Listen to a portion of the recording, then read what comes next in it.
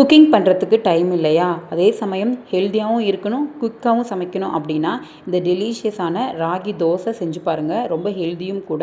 அது ஈஸியாக எப்படி செய்கிறதுன்னு வாங்க. இதுக்காக 2 கப் ராகி மாவை நல்லா சலிச்சுட்டு எடுத்து வச்சுருக்கேன். இது கூடவே கொஞ்சமாக உப்பு சேர்த்துட்டு கொஞ்சம் தண்ணி ஊற்றிக்கோங்க. இதை நல்லா கலக்கி விடும் போது கட்டி இல்லாமல் கலக்கி விடணும். இது தண்ணி மாதிரி நம்ம நல்லா எடுத்து இப்படி ஊற்றும் போது தண்ணி மாதிரி. இந்த பேட்டரை நம்ம தனியாக வச்சிடலாம்.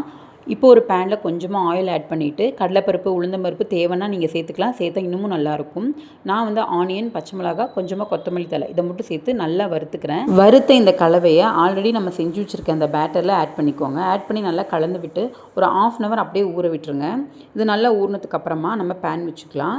பேன் நல்லா ஹீட் ஆகணும். ஹீட் ஆனதுக்கு அப்புறமா வந்து வாட்டர் அட்ஜஸ்ட் பண்ணிவிட்டு நல்ல லிக்விட் ஃபார்மேஷனில் இருக்கணும். கொஞ்சமாக நம்ம அதில் எடுத்து தவாவில் ஊற்றணும்.